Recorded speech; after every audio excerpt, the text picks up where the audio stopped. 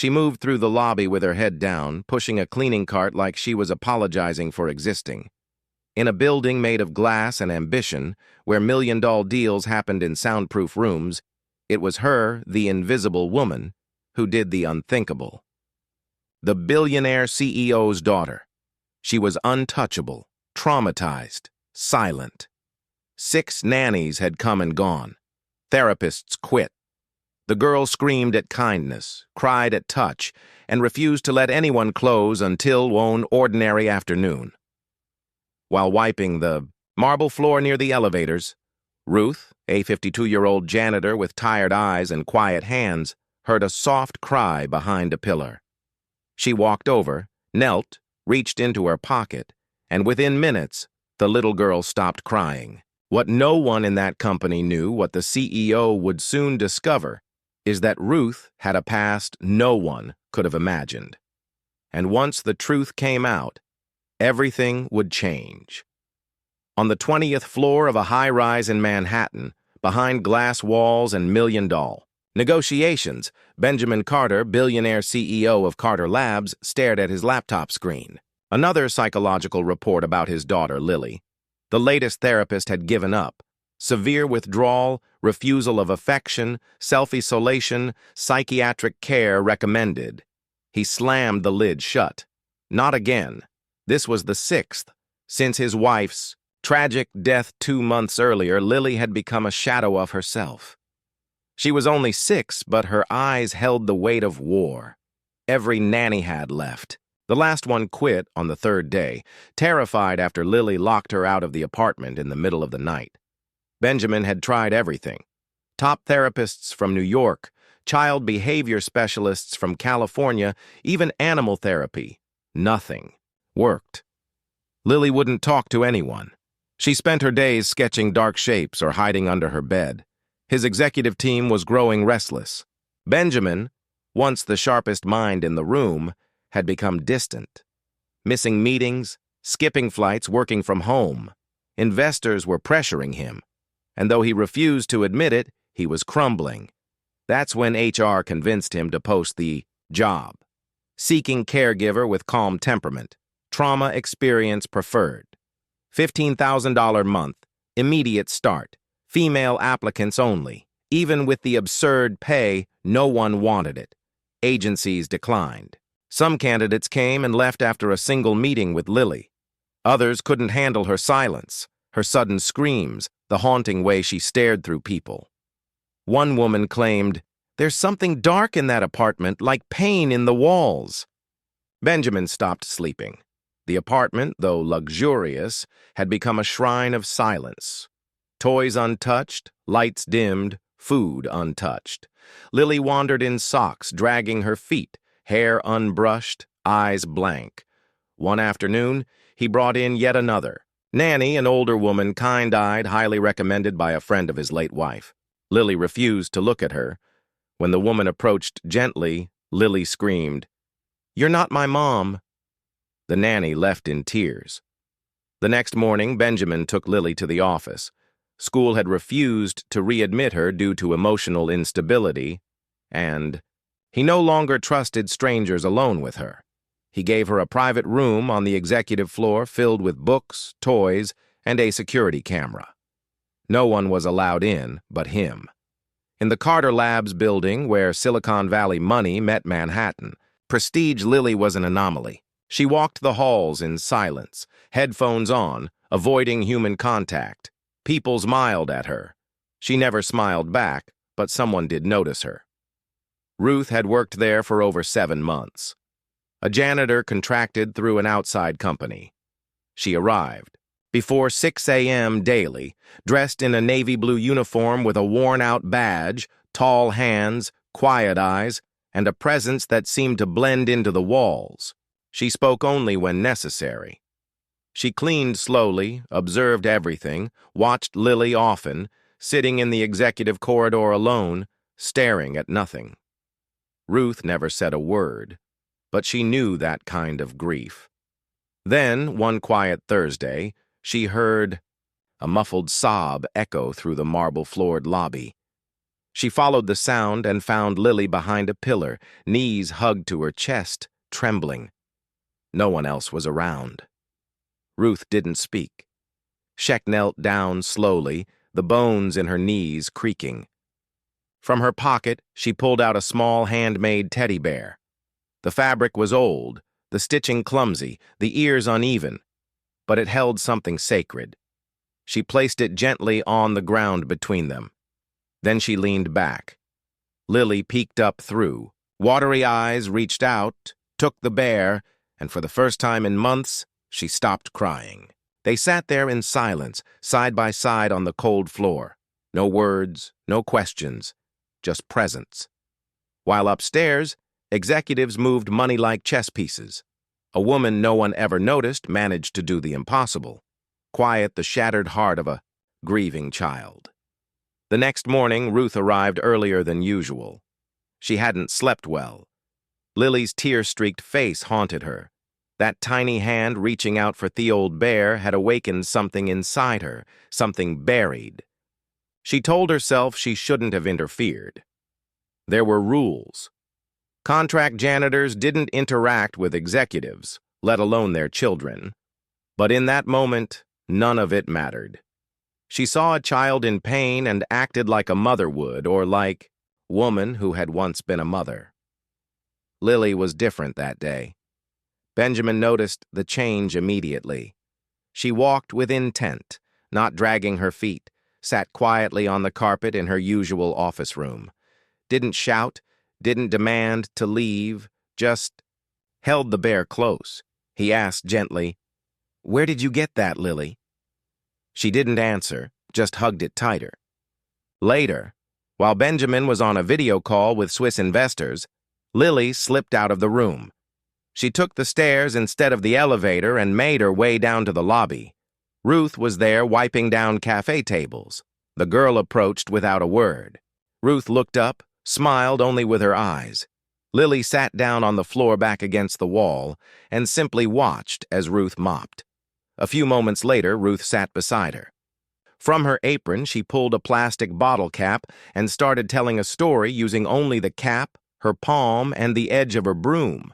Once upon a time, there was a bottle cap who wanted to be a star, but nobody believed in her. Lily listened intently. The next afternoon, Lily was there again. And the next, every time, Ruth told stories about turtles who couldn't swim, foxes who learned to cry, skies that talked to trees, no books, no therapy, just stories with heart. Cafe workers began noticing.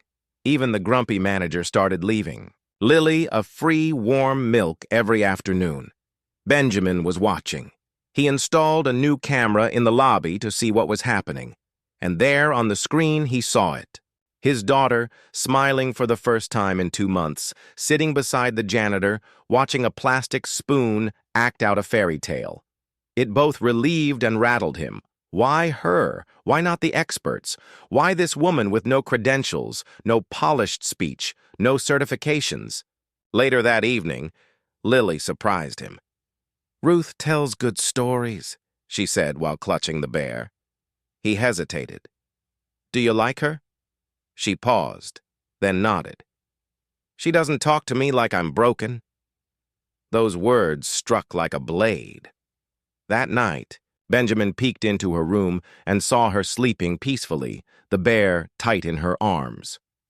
On the floor was an open sketchbook, 2 drawn figures sitting on the floor with a bear between them. Below the picture, in shaky handwriting, "Ruth is like magic, but real." Ruth Ellison had walked through life with the kind of silence only grief can teach. At 52, she moved slowly, always upright, always watching, like someone carrying something precious that could break if disturbed. She never asked for anything, never complained. She was simply there.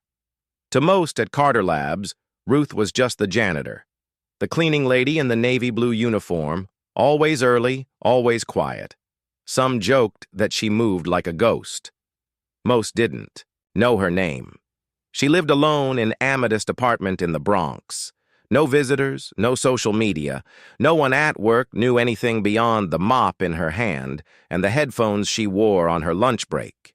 But inside her closet, in a wooden box wrapped in an old towel, she kept fabric scraps, hand-stitched bears, faded letters, and one worn photo of a boy around 7 with a missing front tooth and arms wrapped around her neck. His name had been Elijah, and he was gone. Ruth never talked about the past. In a world obsessed with speed, no one had time for old stories. But every time she saw Lily, small, fragile, shrinking into herself, something in Ruth cracked open. Pain recognizes pain. At Carter Labs, Ruth had seen it all. Executives yelling behind closed doors, assistants crying in bathrooms, people fired. Between emails, but none of it moved her. She had learned how to clean without absorbing the dirt, except when it came to that child. After their first encounter behind the marble pillar, Ruth knew she had crossed a line, not in protocol, but in her own heart. Soon, Lily began coming to the lobby daily, sitting quietly near Ruth during her break. She watched her clean, followed her, into the cafe. Sometimes Ruth told stories, sometimes they just sat, saying nothing. One afternoon, while wiping down a table, Ruth told a story about a red balloon that escaped a little boy's hand and flew into the sky. "Did it come back?" Lily asked. Ruth paused, still wiping the table. "Not all who leave come back, but some leave. A light in the sky so we can remember them." Lily lowered her head, and for the first time she cried without screaming. When Benjamin came down to find her, Lily's face was red but calm. He asked what had happened. She simply took his hand, something she hadn't done since the funeral. That night, Benjamin watched her sleep, the bear still tight in her arms, and he whispered, "Thank you, Ruth." The next morning, he asked to see Ruth in his office. She entered, quietly. "Calm. How long have you worked here?" he asked. 7 months, 2 days, she answered without hesitation. "My daughter trusts you. That's rare, and I just want to understand why."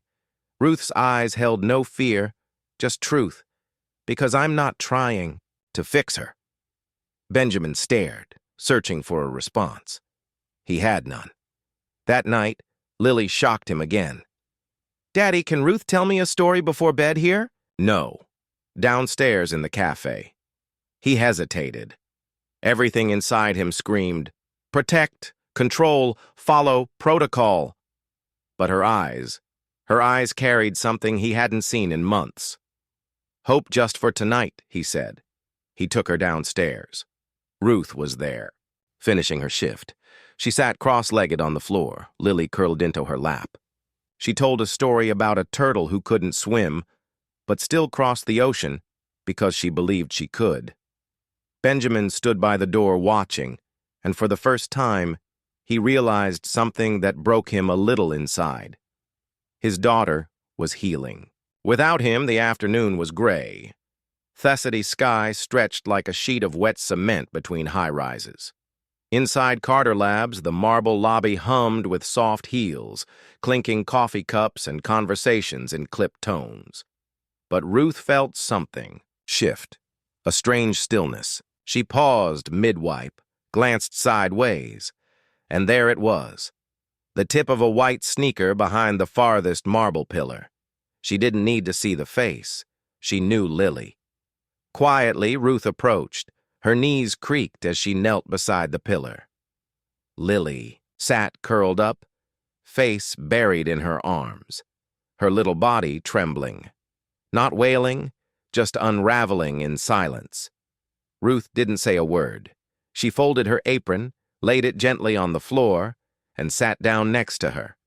From her pocket, she pulled the teddy, bare again, worn, bent, loved. She placed it gently between them. Lily peeked through wet lashes, reached slowly, held the bear to her chest. "It smells like home," she whispered. Ruth closed her eyes. She spoke for the first time in weeks. Lily spoke. They sat like that for what felt like hours. Ruth began to hum a lullaby, soft, wordless, a melody she hadn't sung in years. One that once filled a boy's bedroom, one she swore she'd never sing again. Leaned her head against Ruth's arm. Upstairs, Benjamin panicked when Lily didn't appear on his security feed. He called security, checked the hallway. Nothing. Then came a message on his screen. She's in the lobby with the janitor. Looks peaceful. He raced downstairs and froze. There they were, his daughter curled beside a woman in a navy blue uniform, both sitting behind a marble pillar like they had stepped out of another world. Ruth didn't flinch. She didn't even look up. He didn't disturb them. That night, Lily refused dinner as usual. But before bed, she held the bear and said softly, "Good night, Daddy." He almost dropped the glass in his hand. Later that night, he found her sketchbook again. This time, it showed a drawing of two people and a bear between them just like before, but now the figures had hearts drawn on their chests.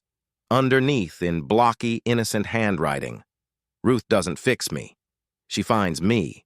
The next morning, Lily was already up, hair tied, coat zipped. "I need to go downstairs. Ruth promised me a story about a butterfly who flies in the dark." And once again, Ruth was there, quiet, strong, waiting, with nothing to prove, yet everything to give. The Carter Labs cafe was nearly empty between 2 and 4 p.m. The perfect lull in the day. Executives were in meetings. Interns had vanished to food trucks. The lighting was soft, the furniture simple. The air always carried the smell of burned espresso and unspoken pressure. It was here that Lily began appearing every afternoon, always the same way, holding the patched-up teddy bear close to her chest, sitting in the same corner by Ruth's cart, saying very little, just watching, waiting. When Ruth finished cleaning, edible, she'd sit down, and without a script, without pictures, she'd begin to tell a story. Once there was a little girl who built a bridge using broken pencils. Everyone laughed. They said it would fall apart, but she crossed it alone and found a flower that only bloomed for those who never gave up. Lily listened like her life depended on it. Sometimes she'd ask quiet questions. Did she go back home? Did the flowers smell like anything? Was the bridge colorful? And Ruth would answer, always like it was all real. The cleaning staff started noticing. So did a few execs, but no one dared interrupt. That corner of the cafe had become sacred. Even the cranky cafe manager, the one who barked at people for using too many napkins, began leaving a free warm milk with cinnamon waiting for Lily. Benjamin watched everything unfold through the new camera feed. He didn't interfere. He couldn't. He didn't know how. He only knew one thing. Something was working, something human, something real, but it gnawed at him. Why Ruth? Why not the Ivy League specialists, the 6F figureur therapists? Why this woman with calloused hands and a second-hand apron? One afternoon, Lily turned to Ruth and asked, "Have you always known how to tell stories like that?" Ruth wiped a table. Her hand paused for just a moment before replying. "I used to tell them to someone I loved very much." "Your son?" Lily asked, softly. Ruth froze. She didn't answer, just kept wiping. Lily looked up. "Do you miss him?" Ruth sat down. For once, she faced the child directly. There are some kinds of missing that never go away. You just learn how to carry them without dropping them. The girl reached over and placed the teddy bear gently in Ruth's lap. That afternoon, there was no story, just silence, a sacred silence, between two broken hearts that had found each other. Benjamin watched it unfold from his office. He hadn't meant to spy, but something about those moments made him feel both grateful and painfully powerless. It was then he made the decision he would investigate. That night, while Lily slept peacefully in her room, Benjamin sat in his office, going over Ruth's background. The report had very little name, date of birth, current residence, No work history before her cleaning job, just one old address in Newark and a faded social security number. The next day, he called in a favor, a quiet one. He needed the whole truth. While Benjamin hunted answers, Lily blossomed. She started sleeping through the night, eating full meals, laughing at jokes, asking questions again. She painted with watercolors. She began humming. She held the bear everywhere she went. Benjamin noticed, but something about it made him ache. She was coming back to life, but it wasn't because of him. That evening, while he tried to read to her before bed, she gently declined. "Thanks, Daddy. But Ruth knows the stories I need." He smiled, but it hurt. Later that night, the report arrived. Benjamin opened the envelope slowly, and there it was. Ruth Ellison, former elementary school teacher, New Jersey Public School System. Last active year, 1999. Personal tragedy. Residential. Fire. One child lost. Elijah Ellison, age 7. Mother survived. Never returned to the classroom. No formal employment history for over 2 decades. Benjamin stared at the words, his throat tight. This woman, this invisible woman, had once dedicated her life to children, and then lost everything. And yet she had found a way back. Through stories, through silence, through Lily. Rain tapped softly against the tall cafe windows. As Ruth cleaned up after the lunch rush, the smell of damp city streets floated in from their volving doors. Her hands moved slower today, more careful. Like every napkin and crumb carried something sacred.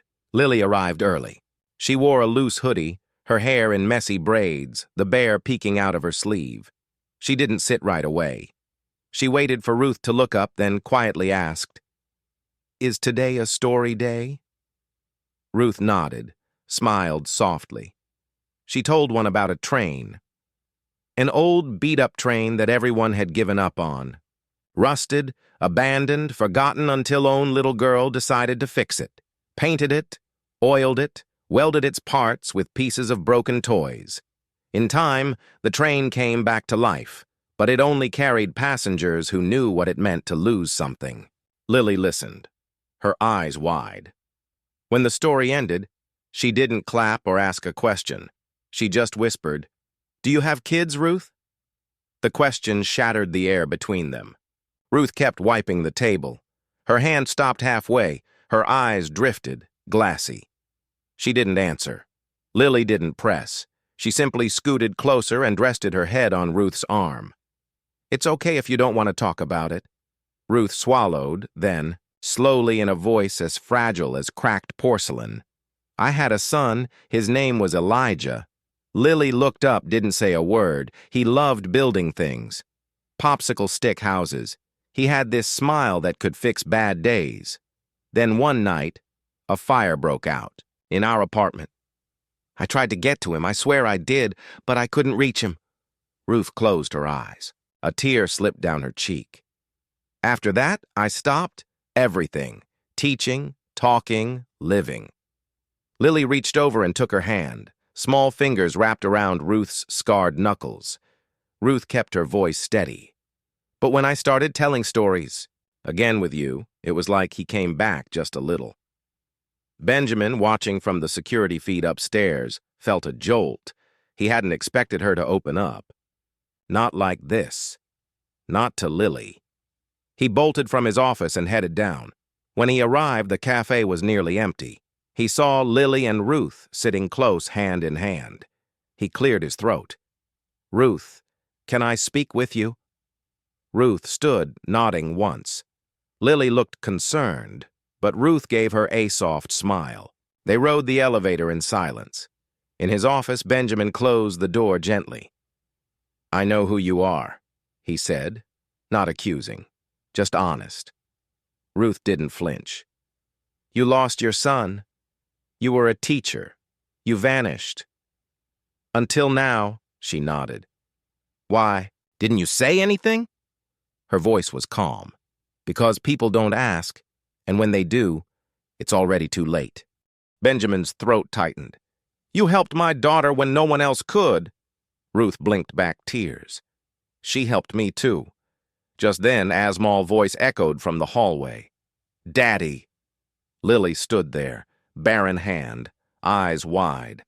"Are you sending her away?" Benjamin froze.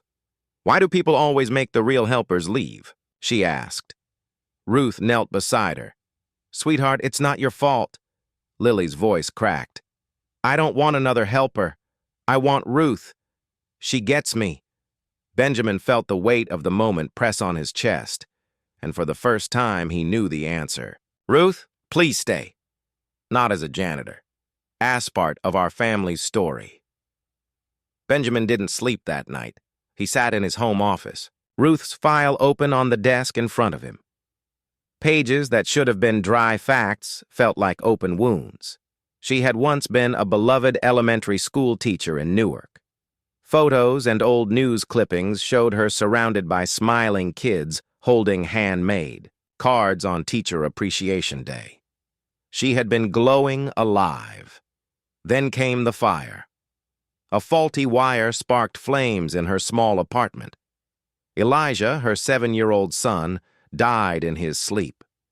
Ruth had tried to reach him, tried everything. She'd been pulled, out unconscious by firefighters. After the funeral, she left the school system, disappeared.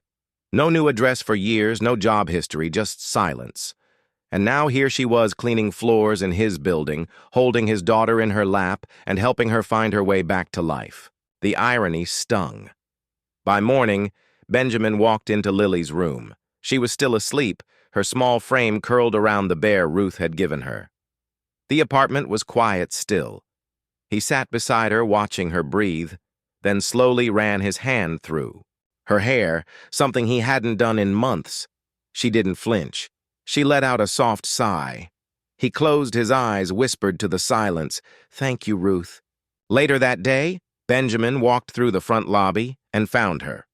Ruth was washing the glass doors, hair pulled back under a plain scarf. Her movement slow practiced, exact. He watched for a second before speaking.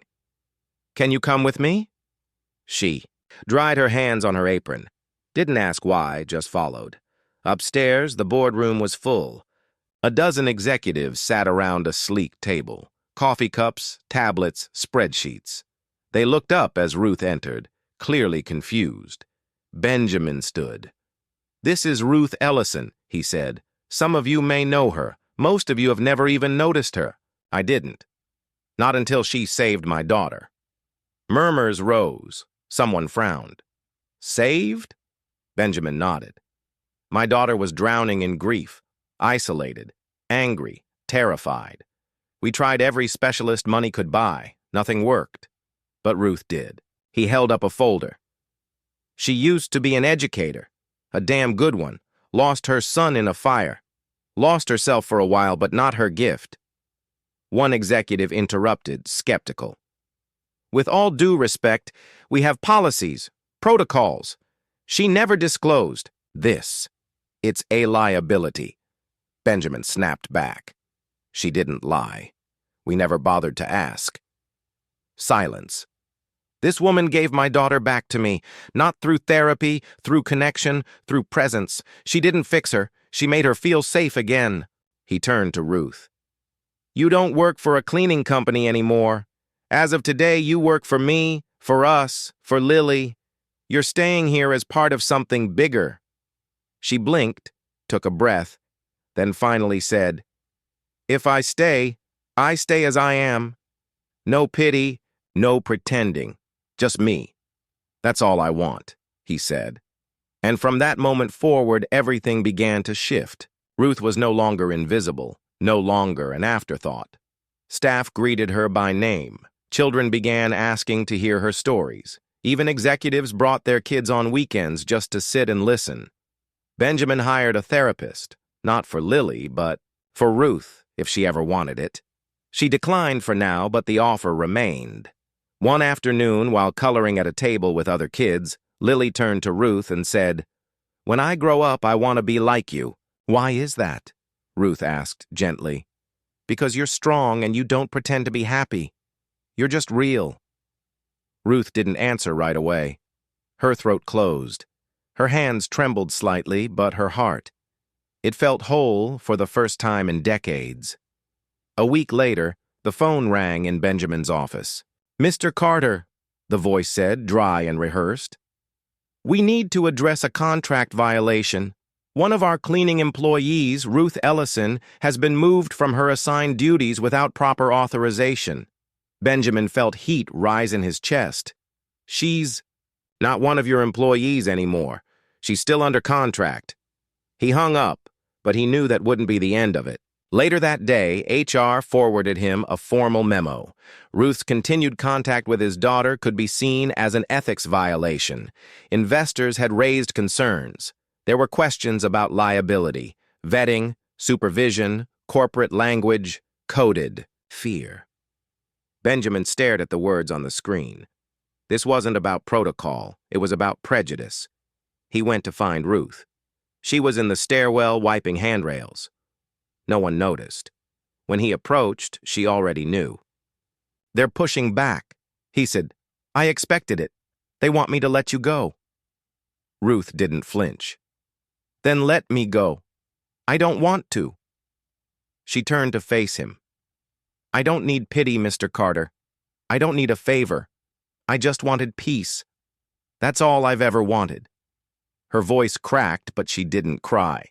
"Every time I tell Lily a story, I feel like Elijah is listening too. Like I'm not invisible anymore." Benjamin's voice dropped. "I don't want you to leave, but I don't know how to fight them all." "Then don't fight for me," she said. "Fight for her." Just then they heard footsteps. Lily. She stood at the landing holding the teddy bear. "Are you sending her away?" Benjamin opened his mouth, then closed it again. "Don't send her away, Daddy. Please. I already lost Mommy. I don't want to lose Ruth, too." Ruth reached for her gently. "Sweetheart, this isn't your fault." Lily held on to Ruth's arm tightly. "She's the only one who listens, right? She doesn't look at me like I'm broken." Benjamin felt something break inside him. This wasn't about business anymore. It was about dignity, about healing, about making the right call. He turned to Ruth. "Then stay, but not in hiding. I want you here. Seen, respected." She paused, then nodded. "Once, only if it's on my terms, only your terms," he said. The next morning, Benjamin terminated the cleaning company's contract himself. In its place, he drafted a new one. Ruth would become the emotional development coordinator for a new child wellness program at Carter Labs. She would help design it, lead it, name it, not as a favor, but because she was the best person for the job. And slowly, the walls of silence that once surrounded both her and Lily began to fall. From the outside, Carter Labs looked the same. Sleek lines, polished marble, floor-to-ceiling windows. But inside, the air was shifting, quietly, subtly. The moment Benjamin gave Ruth an official role, resistance began. Whispers in the elevators, glances in meetings, tense emails with subject lines like concerning precedent and internal compliance. To many, it wasn't about Ruth. It was about what she represented. A woman without credentials, without degrees from the right schools, who had no business sitting at the same table as them, except that she had done what none of them could. She healed something broken. The board grew restless. One of the senior investors pulled Benjamin aside. "You're putting your reputation on the line for a janitor," he said bluntly. Benjamin met his gaze.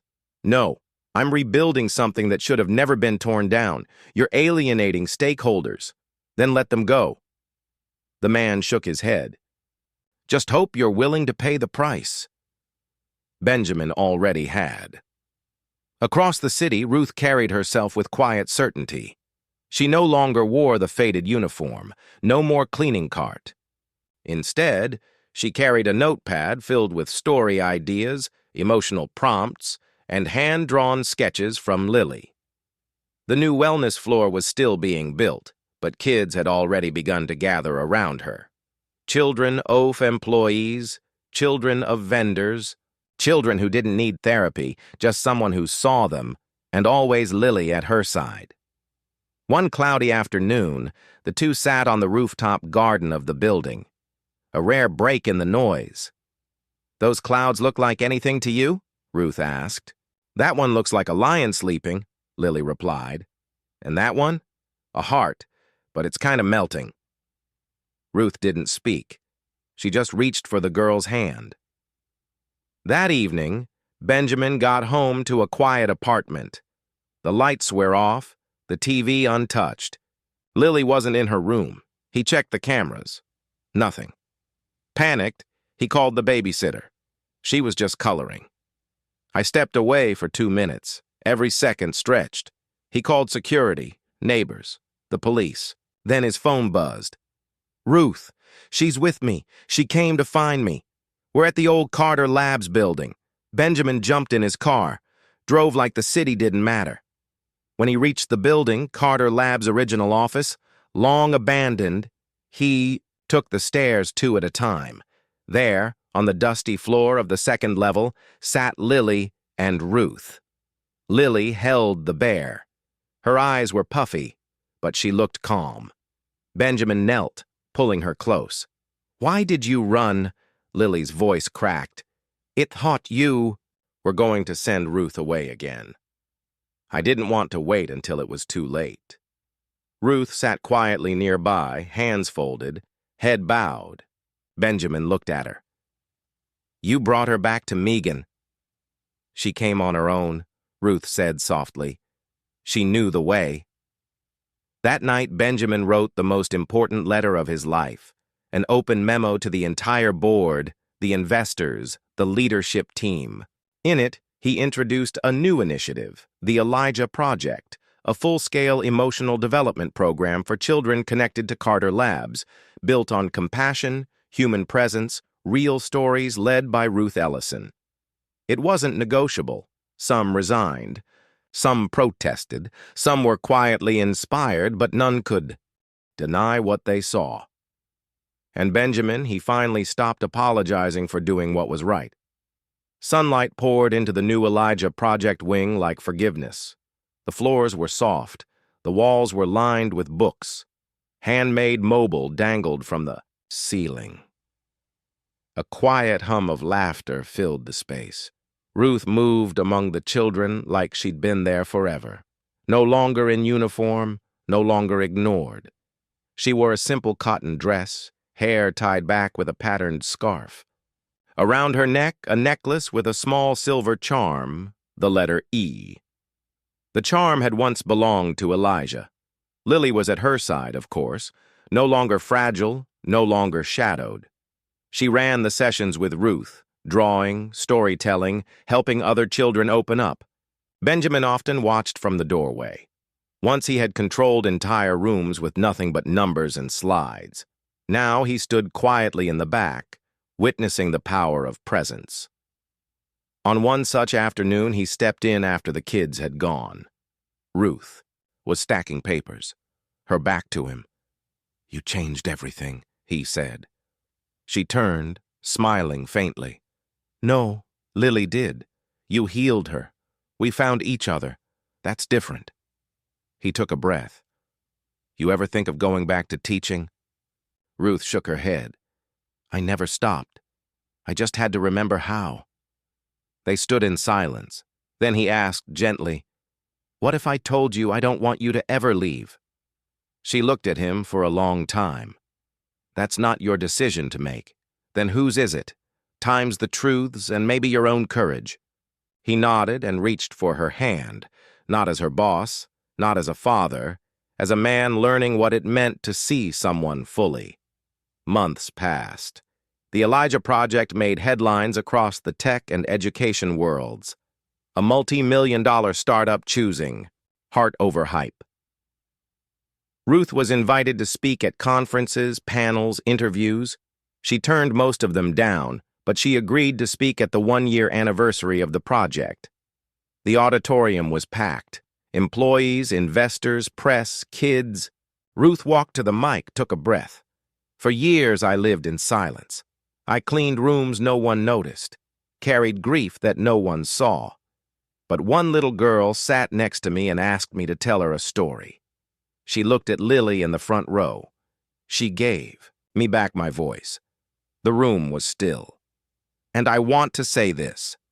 If you know someone like me, someone who folds into the corners, who disappears for your comfort, don't ignore them.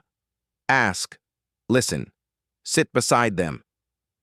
She stepped back and the room stood up. In the crowd, Benjamin put an arm around Lily. She looked up and whispered, "Ruth's not just my friend, Daddy." "What is she?" "She's my guardian." And at that moment, Benjamin knew he hadn't just built a company. He had built something sacred, a space where people could fall and be caught, where stories saved lives, and where one woman's silence became the voice that changed everything. If you believe in stories that inspire, challenge, and give voice to those who are often unheard, hit that subscribe button below. More powerful journeys are coming, and we'd love to have you with us.